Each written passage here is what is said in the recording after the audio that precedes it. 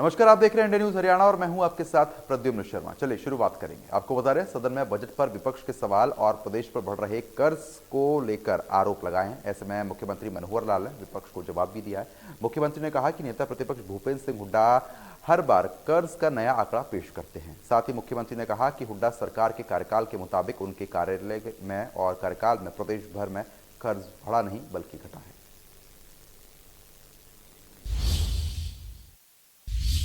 जो आंकड़े कई बार हमको दिए, खास करके बजट के ऋण को लेकर के ये जो आंकड़े आए हैं, उन आंकड़ों पर उन्होंने 22 नवंबर 2022 को ये कहा कि आज प्रदेश पर 3,11,779 करोड़ रुपए का कर्ज हो गया है। इसी के बाद उन्होंने 29 दिसंबर को ये कहा, चंडीगढ़ में ही उन्होंने कहा कि इस सरकार को श्वेत पत्र जारी करना चाहिए क्योंकि हरियाणा को 4 लाख करोड़ रुपए से कर्ज में डुबो दिया है, जिसमें 3,25,000 करोड़ कर्जा और 1,22,000 करोड़ रुपए देनदारियां हैं। ये उनका अगला स्टेटमेंट है।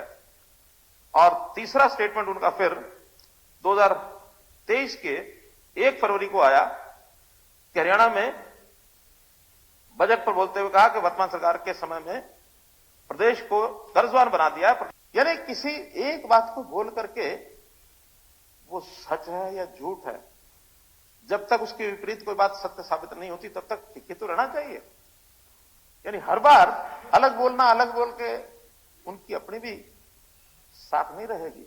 जहां तक स्टेट पब्लिक एंटरप्राइज का लोन का विषय है, पब्लिक डेट का हिस्सा ये कभी भी नहीं रहा, न हुड्डा साहब के समय रहा, न हमारे समय रहा है अभी, और न आगे कभी होगा। ये जो स्टेट पब्लिक एंटरप्राइज है, इसमें चाहे एचएसईडीसी है, चाहे एचएसवीपी है, चाहे इस प्रकार के और संगठन संस्थाएं हैं, पावर है, ये सब चीजें, इनका डेट, इनका हिसाब सब अलग होता है। इसका अगर जैसे आप लोगों ने कंपैरिजन किया है, वो कंपैरिजन जरूर मैं आपको बताना चाहूंगा कि 2014-15 की रिपोर्ट में स्टेट पब्लिक एंटरप्राइज का जो कुल लोन था ये है 69,922 करोड़। तो 69,922 करोड़ के बदले वर्तमान में ये 47,211 करोड़ आ गया है। इसका लोन घटा।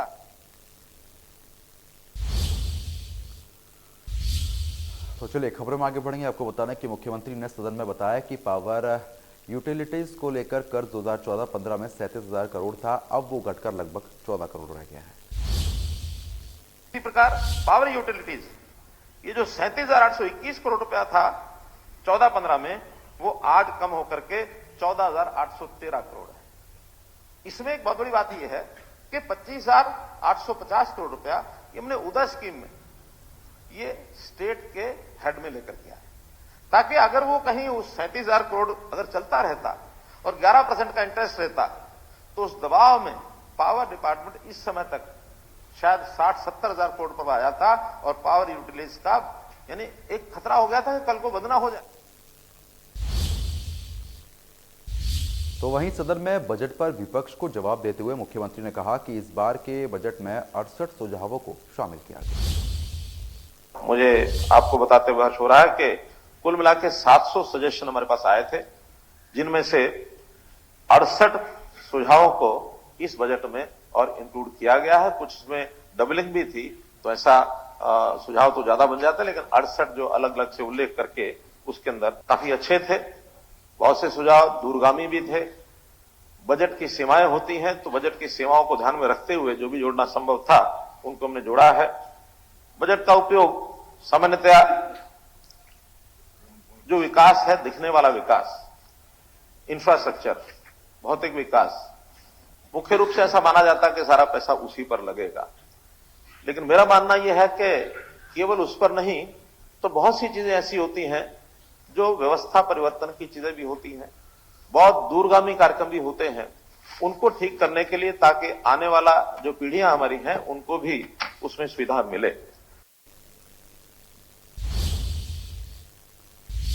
तो वहीं कांग्रेस विधायक चिरंजीव राव ने सदन में बेरोजगारी का मुद्दा उठाया। उन्होंने कहा है कि अगर सरकार को लगता है कि सीएमआई की रिपोर्ट गलत होती है तो इसके खिलाफ कार्रवाई क्यों नहीं की जाती, क्योंकि इसकी वजह से हरियाणा का नाम खराब होता है। इन्होंने बताया कि हरियाणा के अंदर बेरोजगारी जो दर है वो 9.3% है और देश के अंदर वो 4.1% है। मतलब हरियाणा के अंदर इनके डाटा के हिसाब से भी हम डबल हैं। और अगर CMI का अगर हम डाटा देखें तो वो 29.4% है और इंडिया का 7% है। मुख्यमंत्री जी की पिछले दिनों में एक स्टेटमेंट भी आई थी कि अगर CMI ने ये गलत डाटा देने बंद नहीं करे तो उनके खिलाफ एक्शन लेंगे। अगर इनको लगता है कि भाई ये गलत भ्रामक अगर जानकारी दे रहे हैं तो इनके खिलाफ एक्शन क्यों नहीं होता, क्योंकि इसके जरिए हरियाणा की जो इमेज है वो भी खराब होती है अगर वो मानते हैं कि ये डाटा ऑथेंटिक नहीं है। अभी पिछले दिनों में पानीपत कोर्ट के लिए 6 पोस्टें निकली थी अध्यक्ष जी, और उसके लिए करीबन 10,000 लोगों ने अप्लाई किया और जो अप्लाई करने वाले लोग थे उन्होंने BA किया हुआ था, MA किया हुआ था, MPhil किया हुआ था, PhD किया हुआ था। जब ये हालात हैं प्रदेश के कि इतने पढ़े लिखे जो हमारे युवा हैं वो क्लर्क की भर्ती के लिए अप्लाई कर रहे हैं, तो इससे साफ तौर पर चलता है कि प्रदेश की जो हालत है वो बेरोजगारी में बहुत ज्यादा खराब है। और हरियाणा तो आज पूरे देश भर के अंदर बेरोजगारी में नंबर 1 के नाम से जाने लग गया है। तो वहीं मुख्यमंत्री मनोहर लाल ने सदन में बेरोजगारी पर जवाब देते हुए कहा है कि अगर आंकड़ों को देखें तो इससे पता चलता है कि पिछले कुछ सालों में बेरोजगारी दर घटी है। CMI की रिपोर्ट उन्होंने कहा कि इसका डाटा सैंपल बहुत छोटा होता है, इसलिए 1 महीने में ही 10% तक का अंतर आ जाता है। वहीं मुख्यमंत्री 8 सालों में सरकारी नौकरियों और प्रदेश में मौजूदा बेरोजगारी के आंकड़े को लेकर भी उन्होंने तमाम बातें कही। 9 और 10 में यही आंकड़ा, क्योंकि ये आंकड़ा किसी के अपने आप बनाया हुआ नहीं है, बल्कि ये PLFS का आंकड़ा है। PLFS का आंकड़ा जो है वो बहुत से सोर्सेज इकट्ठा करके उसके बाद ये गवर्नमेंट ऑफ इंडिया वहां से दर्ज होता है, वो हम नहीं बनाते हैं। ये 2009 और 10 में ये आंकड़ा था 8.7%। तो जब 2009-10 में 8.7 था, इसके बाद ये 7.86 हुआ, आज ये 6.46 है। तो इस हिसाब से तो लगातार बेरोजगारी दर घट रही है। जहां तक CMI की बात करते हैं, CMI के डाटा इतने लगातार चेंज करते हैं। मैंने CMI के डाटा में से आपको बताया था कि 2017 के 1 महीने में हरियाणा का 2% ये बेरोजगारी आंकड़ा दिया था, जबकि बाकी जगह 2 नहीं है, उन्होंने छाप दिया। आज वो 34% छापते हैं, कभी 24 छापते हैं, एक महीने में 10% का अंतर। और उसका कारण क्या है? उनका डाटा सैंपल इतना छोटा होता है, 5,000 का पूरे प्रदेश का डाटा सैंपल होता है। अब 5,000 आदमियों का, जहां हमारी एम्प्लॉयबल जो पॉपुलेशन है 1,86,00,000 है। 1,86,00,000 में अगर 5,000 लोगों से पूछ करके वो डाटा का करेंगे हिसाब किताब, तो परसेंटेज कहीं की कहीं जाएगी। एम्प्लॉयमेंट के नाते हमने जितने भी प्रयत्न किए हैं, उन प्रयत्नों में मैं आपको बता सकता हूं, सरकारी नौकरी के अंदर जैसे 1999 से 2005 तक 5 साल में 15,000 नौकरियां, सरकारी नौकरियां दी गई। 2005 से 14-10 साल में 86,000 नौकरियां दी गई, और हमने 8 साल में 1,09,93 ये नौकरियां, 8 साल में बता रहा हूं, 8 साल में। लेकिन पिछले 10 साल में 86,000 है। हमने हर व्यक्ति से पूछा आप क्या करते हैं? किसान है तो उसने बताया मैं किसान हूं। प्राइवेट नौकरी करा तो प्राइवेट नौकरी बताया। आज जो मैंने बताया कि 1,81,00,000 लोगों में से अगर एम्प्लॉयबल जो संख्या है वो, मानो उसमें हाउसवाइफ भी अगर हम नहीं मानते हैं, स्टूडेंट भी उसमें नहीं मानते हैं, क्योंकि अगर स्टूडेंट भी होते हैं जो 1,80,000 से जो इनकम के नीचे में बता रहा हूं, उसके अंदर नहीं, अनएम्प्लॉयड की बता रहा हूं टोटल, उस अनएम्प्लॉयड की टोटल संख्या 10,46,000 है। जो टोटल संख्या 10,40,000 जिन्होंने अपने आप कहा कि मैं अनएम्प्लॉयड हूं। अब ये तो हमारे पास एक व्यक्ति का डाटा है। आप उसमें 10 परिवार मुझे दे दीजिए, उस 10 परिवारों का जाकर के सर्वेक्षण कर लाइए, हमें बताइए इसने गलत बताया है। गलत बताया तो भी उसी की जिम्मेदारी है। हम उसके ऊपर साइंड डॉक्यूमेंट, परिवार पहचान पत्र का उससे साइन कराते हैं, साइन करा के अपलोड करते हैं। अगर गलत कोई बताएगा तो उसको निकाल के बताएंगे ये तुम्हारा देख लो। तो वहीं सदन में प्रश्नकाल की कार्यवाही के दौरान विधायक बिशन लाल सैनी ने रादौर विधानसभा की पंचायतों में भ्रष्टाचार का मुद्दा उठाया। विधायक ने कहा कि अधिकारियों द्वारा पंचायतों के पैसे में गड़बड़ी की गई है, जिसके बाद पंचायत मंत्री देवेंद्र बबली ने उन्हें जांच का आश्वासन दिया है। कई पंचायतें ऐसी हैं, अगर मैं सारियों को करूंगा तो क्वेश्चन बहुत बड़ा बन जाएगा। तो उसमें से मैं 1-2 पंचायतों का जिक्र करना चाहूंगा। जैसे भगवानगढ़ है, नाच रौन है, बाग गुमाजरा है। इन लोगों ने जो उस टाइम पे सरपंच बने हुए थे, बीडीओ साहब हो गए, सेक्रेटरी हो गया, टेक्निकल जो जेई वगैरह हो गए, उन्होंने जो पैसा खर्च कराया वहां मौके पर विकास नहीं है, मौके पर वो पैसा नहीं लगा। और मैं आपको बताना चाहता हूं कि जो वहां उस टाइम का जो बीडीओ लगा हुआ था, अब तो वो रिटायर टूर होकर चला गया, वो कम से कम भी 10-15 करोड़ रुपया हमारे ब्लॉक की पंचायतों से कमा करके गया है। बेशक इंक्वायरी करा लो, वो तो यही रिकॉर्ड ही बता देगा, उसमें कहने की जरूरत नहीं है। तो ये मैं जानना चाहता हूँ उनके खिलाफ कार्रवाई क्या होगी, कोई इनकी इन्वेस्टिगेशन होगी कि नहीं होगी, ये मैं जानना चाहता हूँ। माननीय सदस्य को जो पंचायतवार हमने टोटल पेमेंट इस दौरान 15 करोड़ 49,53,150 रुपए इन पंचायतों में टोटल पेमेंट आई किसी भी सोर्स से, चाहे पंचायत की ओन इनकम थी चाहे अदर फंड सरकार की तरफ से दिए गए। उसमें से 9 करोड़ 90,27,276 रुपए खर्च हुए और 5 करोड़ 59,25,000 वहां जब नई पंचायत आई उनको हैंडओवर जब लिया, उनके अकाउंटों में अलग अलग पंचायतों में थे।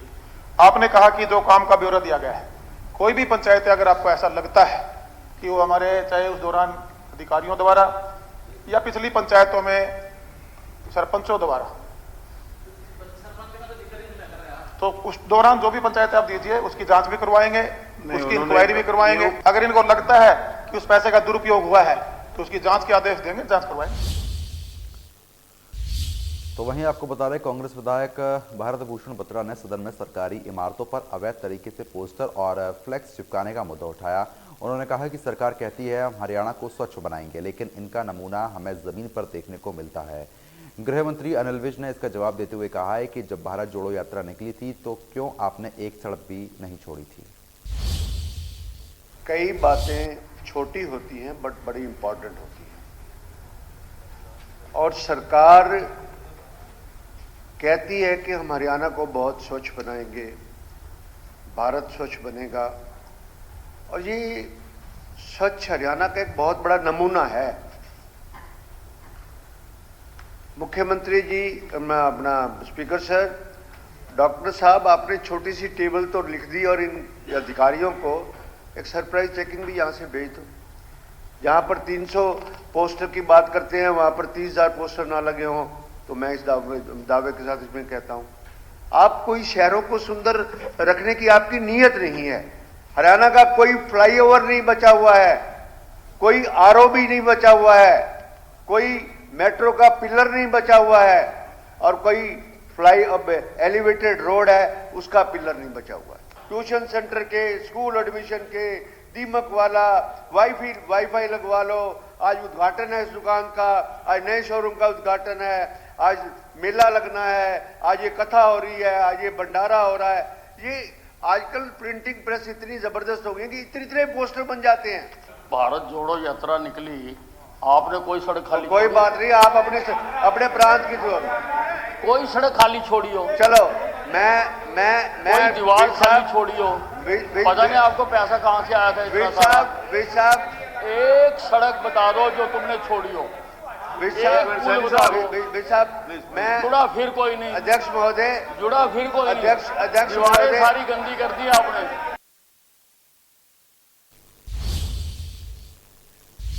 तो वहीं आपको बता दें विधायक लक्ष्मण सिंह यादव ने डहीना को उपमंडल बनाने की मांग की, जिस पर जवाब देते हुए डिप्टी सीएम दुष्यंत चौटाला ने कहा कि डहीना को उपमंडल बनाने पर सरकार गंभीरता से विचार करेगी। उन्होंने कहा कि मतगणना के अनुसार प्रदेश में नए उपमंडल बनाने के लिए कमेटी का गठन किया गया है और कमेटी की रिपोर्ट के अनुसार सरकार फैसला लेगी।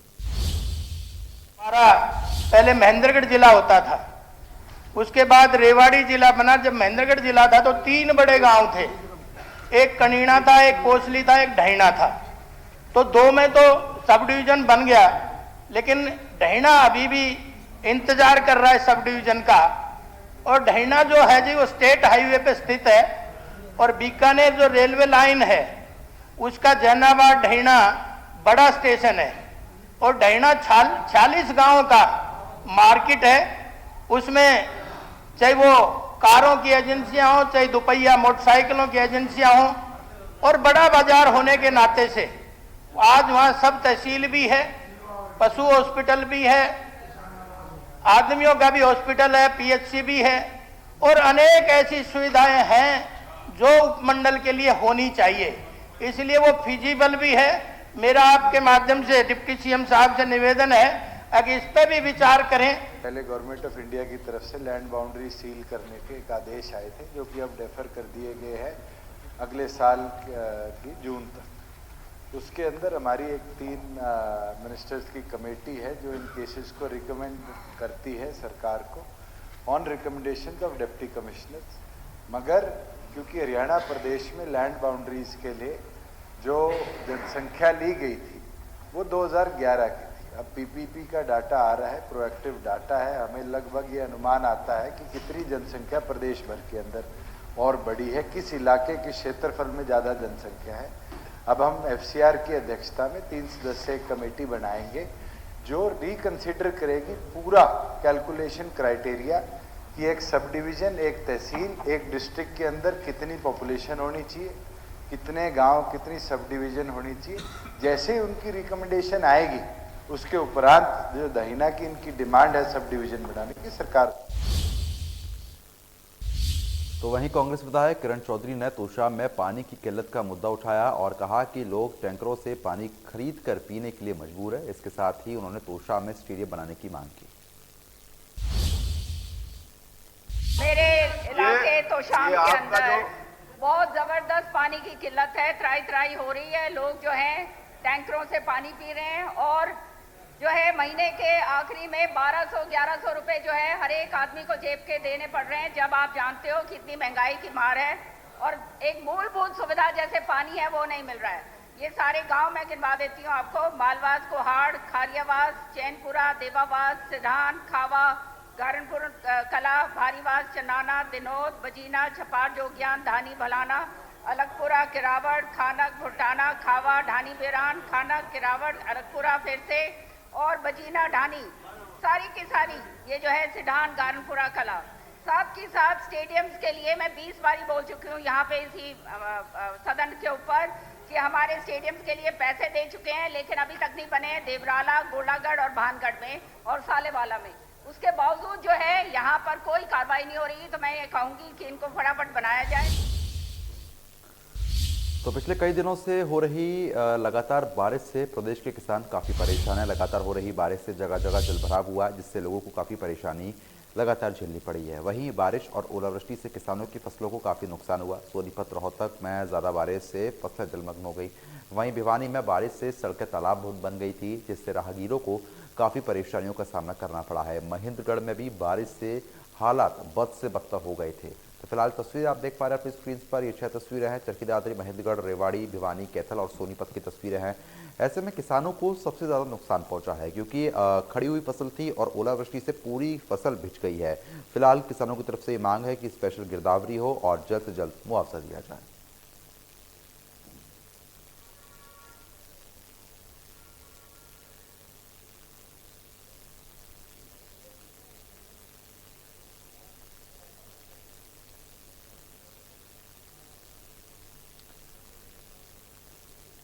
तो फिलहाल तस्वीरें आप देख पा रहे हैं महेंद्रगढ़, जींद, घोलाचीका, पानीपत, चरखी दादरी और सोनीपत से, जहां पर बरसात लगातार पड़ रही है, रुक रुक कर बरसात हो रही है। ऐसे में खेतों में तो पानी भरी गया है, तो वहीं अब आपको बता दें कि सड़कों पर भी पानी भरा हुआ है, जिसके चलते राहगीरों को काफ़ी दिक्कत हुई है। कई जगह वाहन बंद हो गए हैं, तो वहीं कई जगह लोग रुक गए हैं, क्योंकि पानी इतना ज़्यादा है कि सड़क को आप पार नहीं कर सकते हैं।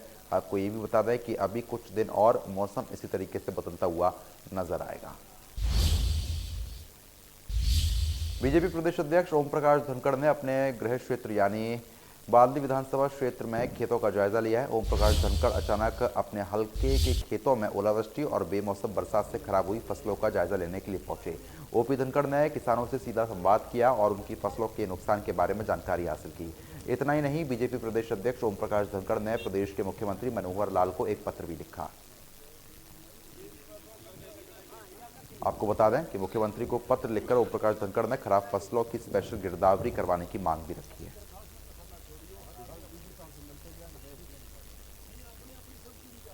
तो पिछले 2-3 दिनों से जो बात उससे फसलों का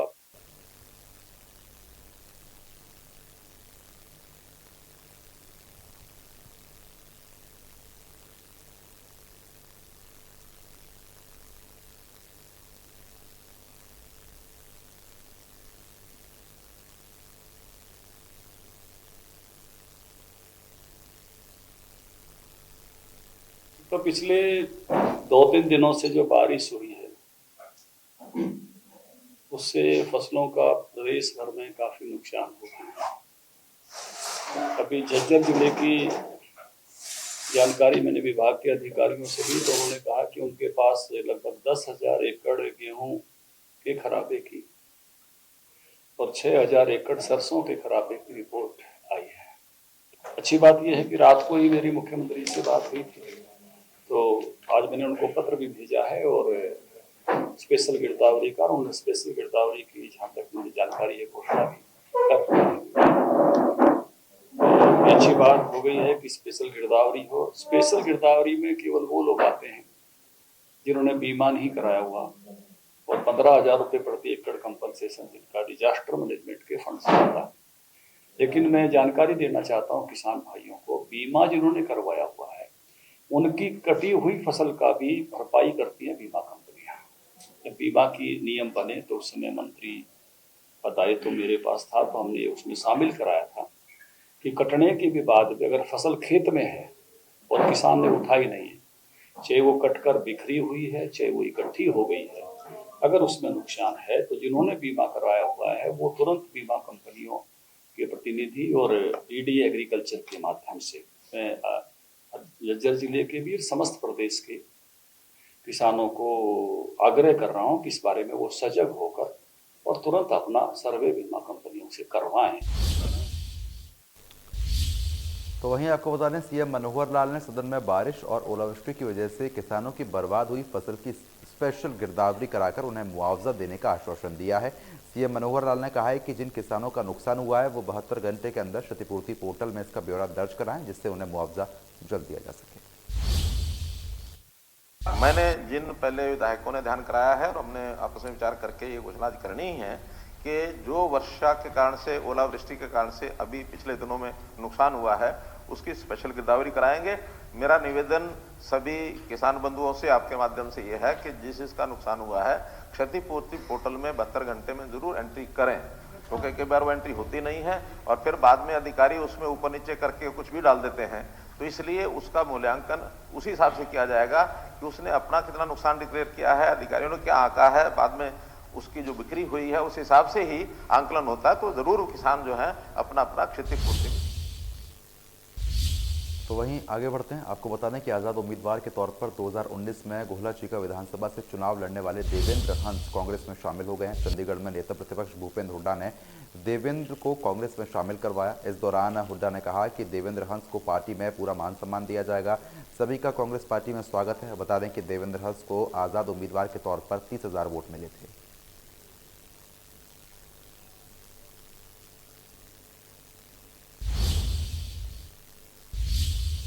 अंबाला की मेयर शक्ति रानी शर्मा के प्रयासों से अंबाला नगर निगम का स्थापना दिवस मनाया गया। इस मौके पर नगर निगम अधिकारियों ने मेयर शक्ति रानी शर्मा का भव्य स्वागत किया।